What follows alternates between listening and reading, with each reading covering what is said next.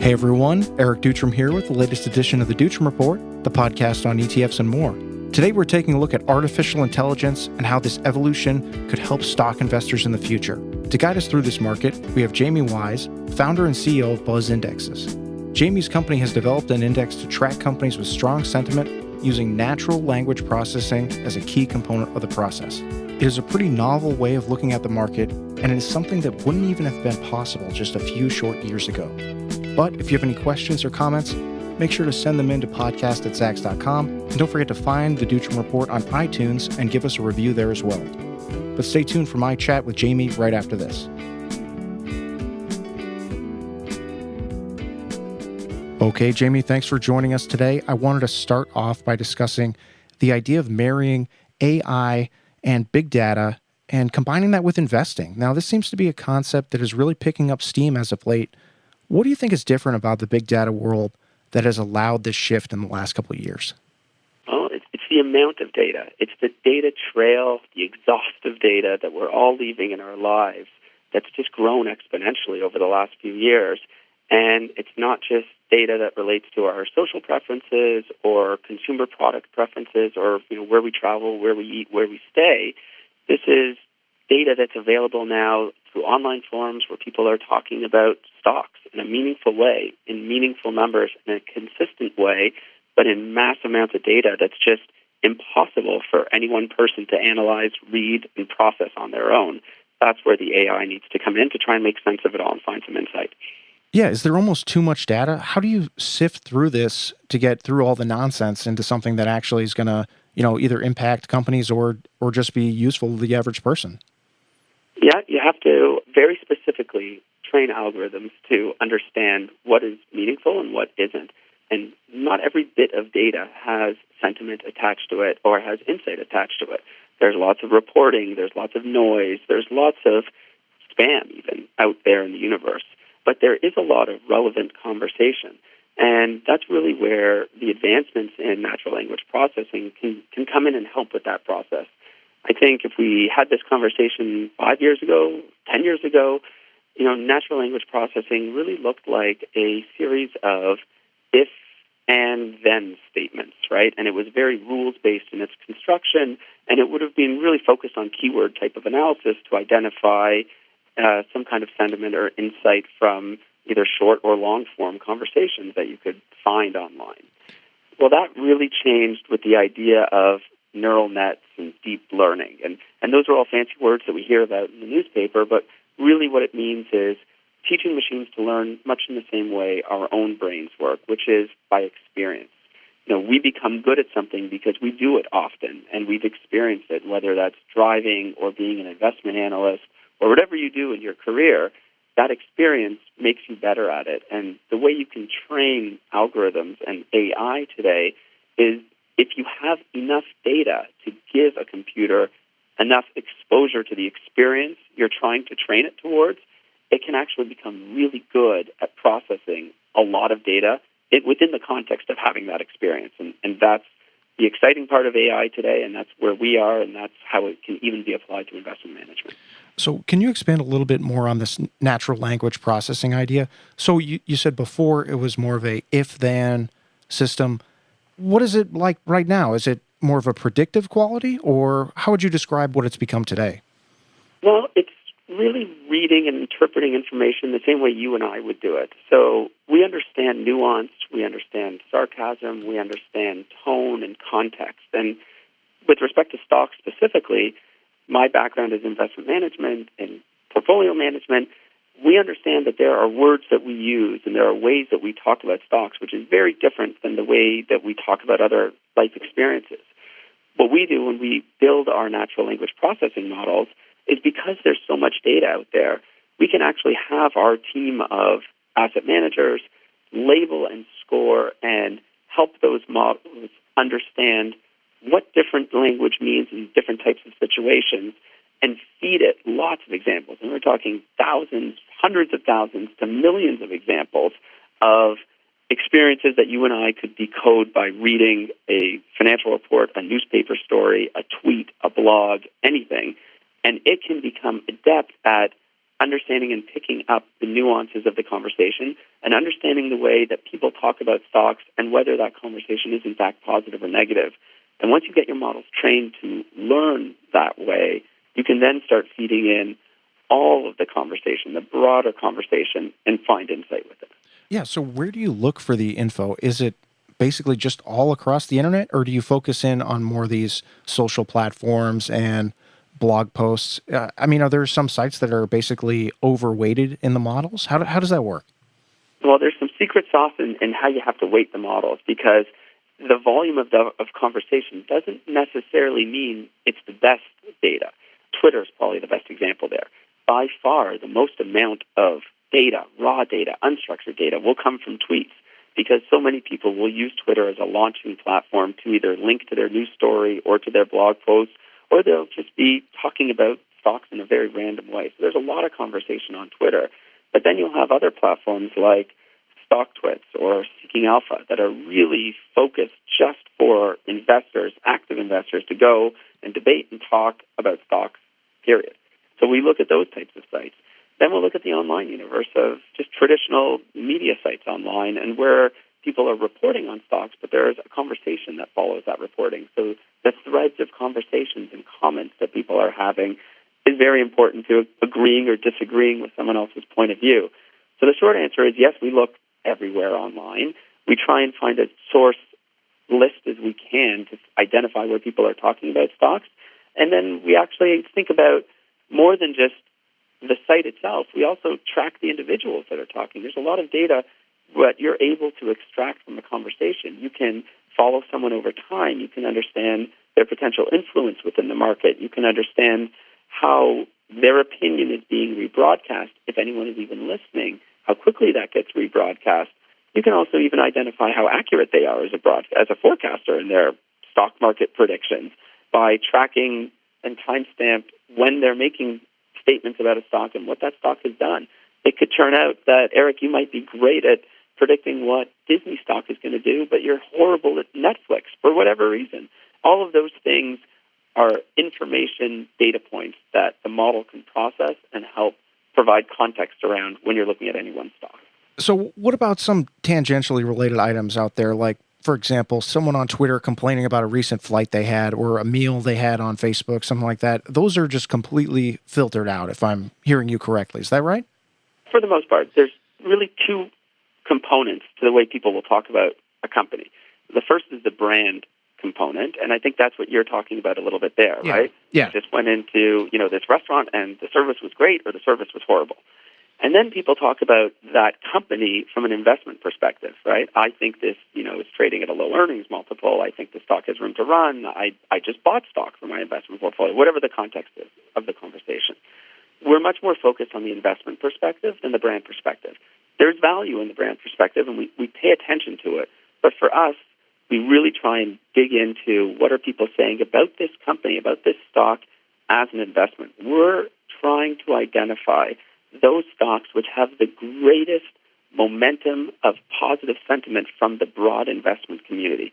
Those stocks that people like, whether it's from a fundamental perspective, because it's a value stock, because it's a really high-flying growth company, whatever the reason that they like that stock, can we identify from the large-cap U.S. equity universe those stocks which have the best sentiment momentum behind them, with the hypothesis and thesis being that those stocks should outperform over time if you can stay ahead of that sentiment curve. So do you have any data on how this has worked in the past in terms of predicting stock price direction? I guess it's kind of difficult to look at the past, considering that, a lot of these techniques and approaches haven't really been around too long, right? Yeah, for us, the past only can go to 2013. Yeah. Because really before then, there wasn't enough data for these types of algorithms to be able to analyze. There was not enough depth and breadth to conversations that people were having across all the online communities and forums that it would be kind of statistically significant to try and derive some insight from it. So certainly we can test back to 2013, and yes, the back tests always look good, right? Yeah. So we're hesitant to focus on the back test, but it's why we launched the index live in April of 2016, and the ETF that tracks the index has launched in April of 2016, because we know it's important for people to be able to see that if you can mine insights and identify that sentiment, positive sentiment correctly, you can actually perform pretty well. And we've been able to do that so far. Yeah, let's talk a little bit more about the index and the ETF. So it's the Buzz Next Gen AI US Sentiment Leaders Index, and it's the basis for the Buzz US Sentiment Leaders ETF, ticker symbol BUZ. So maybe you can expand on how you decide who to listen to in the market, and how do you pick the stocks that go into the benchmark itself? So the index is constructed, well, you have to start with all the stocks that people are talking about online. And there's upwards of 7,000 stocks that people might be talking about in any which way. For us, an important conclusion that we drew early on in our research process, and this is going back over 4 years now, is that one of the most important qualities that you need to see in the conversation is a very large amount of people, diverse people, talking about a stock in a consistent way. And if you can identify that, then you can have a lot greater confidence that whatever they're saying will be predictive of what could happen to that stock. So we take that universe of 7,000 stocks and we say, okay, first we only want to focus on large cap U.S. equities for the main reason that it needs to be investable. And it also has the added benefit of avoiding all of the noisy content that you hear online of people talking about really illiquid small cap penny stocks, those types of things. So we only focus on the universe of $5 billion market caps and higher. And then we focus on the most talked about stocks over a 1 year period. So stocks that have exhibited a consistent level of deep and diverse conversation. And that actually takes that universe of 7,000 or so names and brings it down to a universe of just about 200 or so names right now. That universe does grow over time as more and more people are talking about stocks over online communities. When we started a year and a half ago, that universe would have been around 130 or so names. So it's been growing. Then we take that subset universe of the most talked about large cap U.S. equities, and that's the conversation that we're analyzing for sentiment. Each month, we pick the 75 most positively talked about names, and we weight them according to the degree of positive conversation. So the higher the degree of positive tone, the higher the weight it gets in the index, subject to a cap of 3% with no sector constraints. So the sectors change dynamically as investors' conversation and perceptions and sentiment changes, and we have 75 names fully invested at all times. Now, it seems to me that people on a lot of these sites that you're looking at are probably going to be talking about the Apples, the Facebooks, the Netflixes of the world a whole lot more than they're going to be talking about some of the smaller large cap names. So is it almost going to be skewed towards these mega cap names that we always hear about in the news, or is that not as much of a concern as I might think it is? It's not as much a concern. Certainly you see some of the mega cap names in the portfolio, but what's interesting about the approach of weighting them by sentiment and listening for sentiment is they don't necessarily dominate the index that we're constructing. So the mega cap names that are at the top of all of the passive benchmarks, because they're benchmarks and they're mega cap names, they have been performing well and sentiment might be really positive on them, but they're not necessarily always in the number 1 or 2 spot of our index. You know, if I look at the holdings right now in Buzz, we see Micron as number 1, Apple as number 2, Square is number 3, right? So it's not a mega cap name, but it's a name really that people talk positively about for a whole bunch of different reasons. So you'll find some names in there. You'll recognize the names in the index, but it's not necessarily tilted to the mega caps only being at the top and driving performance. Now, what about the same thing from a sector perspective? I know right now it's somewhat heavier in tech and consumer, and it seems to me that it's not really ever going to be that heavy in materials or energy, but maybe that's a misconception I have as well. Do you think that's always going to be the case? I don't know that it'll always be the case. Again, those sectors have certainly performed well recently, and that very well could be a reason why they're overweight in the index. I think there is a natural inclination for people to, talk maybe more about consumer product companies or tech companies because they have more personal experiences with them, or they're more interesting as investments for them because they can experience those brands directly. But we certainly still see energy and material weights fluctuate within our index. I think probably up to 10% weightings at any given time. Sometimes there's 0% weightings. And what I'm confident that the index will be able to do is if sentiment changes away from tech or consumer and energy becomes relevant again, I think we'll identify that early on. We'll see that shifting sentiment, and I think it will get reflected in the index. It hasn't yet, but it still may. Yeah, I mean, that's a really good point, and something I hadn't really considered, that, materials and energy really haven't been that good. So why would people be talking about them positively? That makes a lot more sense why the index are so much heavier in tech and consumer. And it's not just because they're talking about them more, but they're just doing so well. And I think that probably contributes to the whole strategy. But I was wondering if you have any examples of how this has worked in practice, and maybe a positive or even a more neutral one, in terms of, okay, we saw it move up the list and this is what happened with the stock. I don't know if you have anything off the top of your head for that. Yeah, I mean, there's a couple themes. And I think this is what the index is really good at picking up, is themes that are resonating with investors, and that sentiment stays behind them. And one theme that I clearly have seen over the last year or so has been the chip sector, and specifically names like AMD and NVIDIA, where we know those companies really well here at Buzz, because the GPUs that they develop and have created really are what powers the engines of AI really all around the world. And I think investors recognize that. They recognize that not, over the last year or two even, that these companies were really leading the charge for where the Tech 3.0 is going, right, and the AI revolution that we're all living through. And the sentiment has been consistently positive throughout. What's interesting for us is when, because the stocks have had such terrific runs, and even though sentiment has stayed positive this entire time, invariably you get an expert on TV or some short seller that puts out a report that says they're now overvalued or they've gotten ahead of themselves, and you get that little blip in performance. What we've seen is that the resilience of the stocks to come back and continue to make new high after new high has always, to us, been predicted by the sentiment that we're observing around those stories, right? That people really are positive about them, and that momentum really slows down any pullback that happens in the stock. And again, when we think about sentiment, this is actually important, is we think about sentiment from a little bit of a longer-term perspective. You can try and measure sentiment by the minute, by the hour, by the day, but we're not a high-frequency, active trading, in and out every minute approach. What we're trying to do is look at sentiment over a longer time period and say, is this sentiment that has been building up? It's sort of like that wave building in an ocean.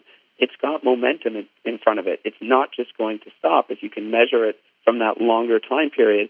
And then those little blips in the road, while there'll be some volatility in the stock price, you can have some confidence that momentum of sentiment will still carry forward. That's the approach that we're taking. We see it in names like Micron and NVIDIA. We see it in names like AMD. It's been fun to watch those trends play out. So could you almost say this is almost the wisdom of the crowds concept in index form, backed up by some big data? Do you think that's a fair way to characterize it? I think it is. It's important to understand that the volume of data really matters. And that's, I think, the basic underlying thesis behind the wisdom of the crowd, is that it doesn't matter about any one person's opinion in that crowd. As long as you have a few factors in place to make that decision-making effective, it can be very predictive. And those factors are independence of ideas, an incentive for truth-telling, which exists on online forums because people are looking for that engagement. They're looking for feedback. They want to be recognized or known or potentially even become an influencer. And then you really need a diverse group of people. And if you can take the average view, which is that concept of wisdom of the crowds, that average view should be much more accurate than any one person, even if there are experts within that crowd. And I think that plays out here. I think for generations, what we've been taught as investors is to think of sentiment as some, ultimate contrarian indicator. When everyone else is, selling, it's the bottom. Sentiment is low, it's contrarian. That's not necessarily true. I think the problem that we've had is we've never had a good way of measuring sentiment. We've never had the data that exists today. So we've relied on other types of indicators to give us broad measures of sentiment, whether that be, put call volumes or polling data. And of course, we all know over the last year how good polling data is and all the flaws in polling data. So because of this explosion of independently offered data that exists in online communities, you can now tap it to really measure sentiment predictively and identify where momentum is strongest. That's the exciting part of the story that's happening now, that we all, from an academic perspective, felt and knew and believed existed over the last 10, 20, 30, since the beginning of time. Now we actually have a way of measuring it and capturing that data. Right. It's technology that's sort of grown up and now is coming into its own. Sentiment has always been a driver of asset prices in the market since the first day a stock was trading. The difference between Disney trading at a 15 times multiple and a 19 times multiple, largely over a period of weeks or months, is probably just investor sentiment, right? And we know that. We feel that in the markets. We've known that since the beginning of time. The market has always been a collection of thousands and millions of people expressing their views, either through their wallets or talking amongst each other. Now we have a way to actually listen to that conversation and take advantage of the insights that we can get. Yeah, and given all the changes over the last couple of years, the last thing I want to ask you is, what do you think the next couple of years will bring for the world of, social media, AI, big data? Do you anticipate any changes or just sort of continuing on this path of more and more information? It's identifying and realizing that there is so much information and that as people, we don't have the capacity to process it all at once, but we know there's value in the information. So I think as it relates to investment management, because certainly AI is going to touch all aspects of our life going forward, it already is. But as it relates to investment manager, I think the days of, one portfolio manager who's maybe a star portfolio manager who can read an annual report and have a gut feel about what that stock is going to do, I think those days are kind of behind us in a nice way.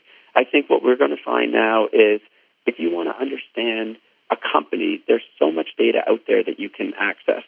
Now the CEO of that company you can analyze every earnings call he's ever made, the tone of conversation in his voice, the risk metrics that are analyzed across all of those company reports, the amount of data that is there for the processing, it's all in front of us. You just have to be able to figure out a way to make use of it and to have that complement your research process.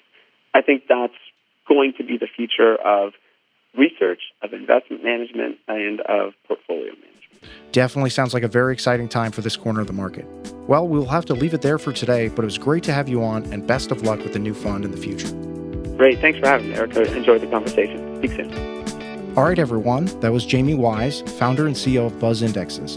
You can learn more about their process by going to buzzindexes.com or buzzetfs.com if you want to learn more about the ETF that tracks the benchmark. The ticker symbol there is BUZ. Well, hope you enjoyed this edition of the Duchamp Report, and make sure to tune in for more interviews and discussions on the world of exchange-traded funds in the future. And for my thoughts on the ETF world, make sure to go on over to Zacks.com and check out the ETF Investor Service, which includes my top picks and commentary on the markets. And don't forget to find and review the Duchamp Report on iTunes. And if there are any topics you want us to discuss, feel free to reach out at podcast@zacks.com, my Twitter page @EricDutrem, or leave us a comment over on Facebook too. But be on the lookout for a new edition of the Duchamp Report each and every Thursday. But until then, for Zacks.com, I'm Eric Dutrem.